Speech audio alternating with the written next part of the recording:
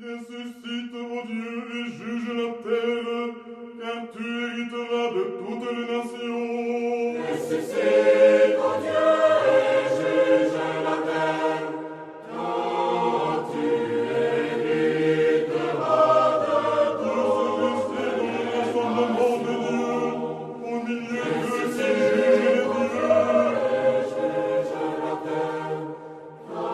Jusqu'à quand jugerez-vous injustement, réclamez pour le parti des pécheurs?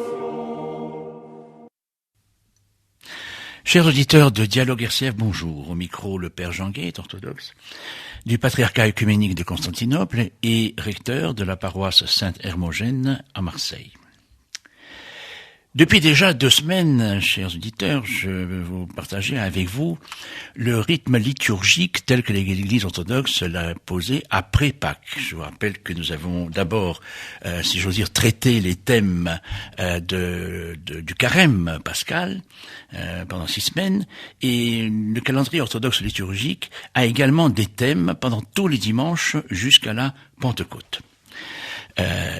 Les 2 premiers, nous les avons déjà évoqués. Il s'agissait de l'épisode de la rencontre du Christ avec ses disciples le soir même de la résurrection et 8 jours après, en présence de Thomas, qui était absent le premier dimanche. Puis nous avons évoqué également donc l'épisode des femmes dites myrophores, porteuses de myrrhe, qui sont témoins d'abord de la descente de croix par Joseph d'Arimathie, puis la mise au tombeau, la pierre roulée, et en définitive, elles sont les premières témoins, pas directs, mais elles sont les témoins de la résurrection, dans la mesure où le Seigneur, le Christ, apparaîtra d'une manière ou d'une autre aux unes et aux autres en premier.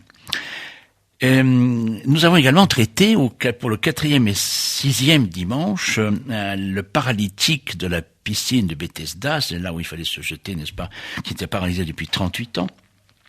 Et puis donc de l'aveugle de naissance, qui est un cas unique, puisqu'il s'agit justement d'une nécessité de naissance, et auquel le Christ non seulement a rendu la vue, mais en réalité il lui a donné la vue qu'il n'avait jamais eue. Mais c'était à la fois il a donné une vue à la fois physique et spirituelle. Et donc nous avons sauté au 5e dimanche l'épisode de la rencontre du Christ avec la Samaritaine. Je l'ai sauté à dessein parce que elle se situe un petit peu hors contexte, hors catégorie, par rapport aux autres qui s'inscrivent véritablement dans la puissance de la résurrection et de la vie qui est donnée, qui est rendue par le Christ n'est-ce pas, au monde et à tous ceux qu'il rencontre. L'épisode de la Samaritaine, chronologiquement, et se situe bien en amont, le moment de la croix et de la résurrection. Et alors pourquoi est-il placé ici, liturgiquement? Eh bien parce que dans la lecture orthodoxe de cette rencontre, il y a comme une véritable préfiguration de l'annonce de la venue du Saint-Esprit et de la manière dont ce Saint-Esprit est en quelque sorte donné par le Christ, bien qu'il provienne du Père. Nous y reviendrons encore une fois, bien évidemment. De quoi s'agit-il? Donc, d'abord, Samaritaine, donc de Samarie. Nous avons aussi en Luc, nous avons la fameuse parabole du bon Samaritain. Il s'agit d'une province de Palestine et où le peuple a été, j'allais dire, importé ici, pardon pour le mot, mais c'est comme ça que les choses se sont passées, comme il y a aujourd'hui des déportations et des importations par un roi de Babylone, et donc d'une population qui s'est retrouvée sur cette terre de Samarie, non loin évidemment de la Palestine et de Jérusalem, mais qui ont adopté le Dieu d'Israël, le Dieu des Juifs, mais pas, si j'ose dire, pas les Juifs, c'est-à-dire que ils ne faisaient pas affaire ensemble. Ils ne s'aimaient pas beaucoup, pour ne pas dire pire. C'était tout simplement une haine largement affirmée. Et alors que justement ils avaient adopté le même Dieu, mais ne voulaient pas avoir affaire aux Juifs, alors ils ne voulaient surtout pas vénérer leur Dieu à Jérusalem, temple de Jérusalem, et ils l'ont fait, donc ils ont construit leur propre temple sur le mont de Samarie, et c'est pour ça que ça s'appelle comme ça, donc Samarie et les Samaritains. Bien. Et précisons que les Juifs, justement, de leur côté, ne voulaient surtout pas, si je puis dire, mettre le pied en terre de Samarie en raison de leur relation extrêmement tendue. Et voilà que, Jésus se met sur le chemin de cette femme, et en plus, donc, il l'attend au puits de Jacob. Beaucoup d'éléments en une seule posture, si je puis dire. Beaucoup de choses sont dites là. D'abord, il va en Samarie, en plein milieu. Deuxièmement, il y va pour rencontrer une femme. Il sait qu'elle va venir. Elle n'a pas de nom, mais c'est une femme et non pas tellement de mauvaise vie. Elle est en quête, très certainement, elle a soif de quelque chose, peut-être plus d'une soif spirituelle que d'une soif véritablement humaine physique. Mais donc c'est une femme et c'est une étrangère. Et par conséquent, Jésus se met sur la terre de Samarie, que les Juifs ne supportent pas, et il dépasse donc les clivages, appelons-les en termes modernes, racistes, culturels, voire sexisme. Car justement, il n'était pas d'usage, les Juifs ne pourraient pas comme ça côtoyer une femme. D'ailleurs, les disciples eux-mêmes de Jésus, quand ils l'apprendront, seront surpris. Jésus sait qu'elle a une vie perturbée. Très rapidement, il va lui dire, va chercher ton mari, et nous savons bien dans quelle réponse, je n'ai pas de mari. Et c'est Jésus qui dit, oui, en effet, tu en as eu 5, et celui avec lequel tu n'aimais pas ton mari, ça fait 6. Mais apparemment, il ne le lui reproche pas directement. Il attend au puits, et pour engager le contact, pour engager la conversation, il se met en position de demandeur, donne-moi à boire. Et alors à ce moment-là, c'est elle-même qui est extrêmement surprise. Comment toi, un juif, c'est dit textuellement dans l'évangile de Jean, tu t'adresses à une femme samaritaine, une femme de Samarie. Et à quoi il lui répond, oui, mais si tu savais quel était le don de Dieu. Il commence à se révéler légèrement.